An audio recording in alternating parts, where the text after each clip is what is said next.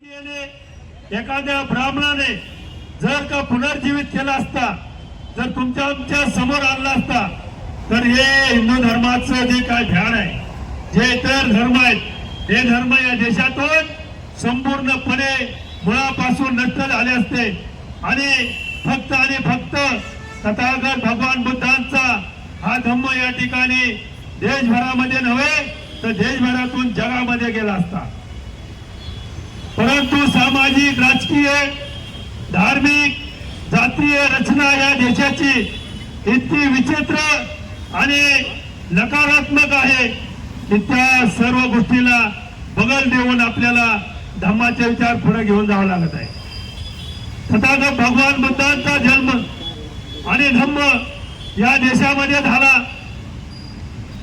हा देश जगामध्ये भगवान बुद्धांचा देश म्हणून ओळखला जातो. भारताचे पंतप्रधान या देशामध्ये हिंदुत्वाचे विचार सांगतात. रामाचं मंदिर हजारो करोड रुपयाचं निर्माण करतात, परंतु ते पंतप्रधान बाहेरच्या देशामध्ये गेले तर ते मी बुद्धांच्या भूमीतून आलोय म्हणून सांगतात. इतर देशाच्या राष्ट्रपतींना, राष्ट्राध्यक्षांना स्वागत करायचं असेल तर तथागत भगवान बुद्धांची मूर्ती देऊन त्या ठिकाणी नतमस्तक होऊन स्वागत करतात.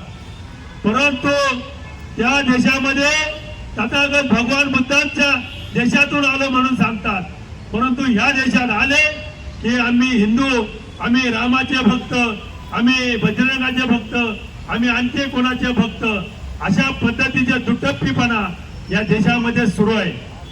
या ठिकाणी मला एक गोष्ट आवर्जून सांगावी लागेल की या देशातल्या शंकराचार्यांनी बौद्ध धर्मीय संस्था निर्माण केल्या.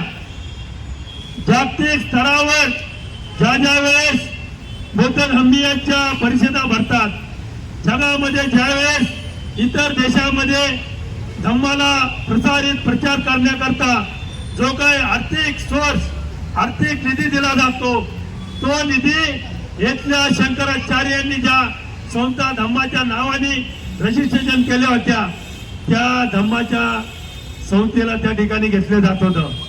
करोडो लाखो रुपयाचा निधी या देशामध्ये आणला जात होता आणि तो निधी या ठिकाणी शंकराचार्यांच्या मठामध्ये, रामाच्या मठामध्ये, हिंदू मंदिरामध्ये कोट्यवधी रुपयाचा खर्च केला जात होता. परंतु गेल्या काही वर्षापूर्वी माननीय ॲडव्होकेट राजरत्न आंबेडकर यांनी जागतिक धम्म परिषदेमध्ये त्या ठिकाणी सर्व पोलखोल केला. त्यांचं त्या परिषदेमधलं मी भाषण संपूर्ण ऐकलं.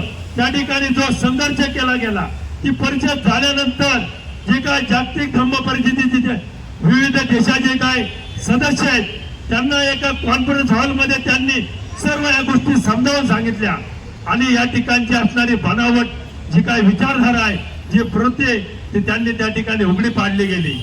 अतिशय घाणेरड्या प्रकारे या ठिकाणी केले जात होते. करोडो रुपयाचा निधी एखाद्या विचाराला खर्च करण्यापेक्षा अविचारी गोष्टीवर खर्च केला जात होता.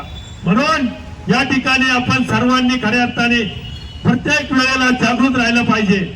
तुम्ही राजकीय भूमिका कोणतीही घ्या, परंतु धार्मिक भूमिका घेताना सर्वांनी आपण राजकीय मतभेद, हे सर्व गटातटाचे मतभेद संपूर्ण आपण बाजूला ठेवून या ठिकाणी धम्माला पुढे घेऊन जाण्यासाठी आपण प्रयत्न केले पाहिजे.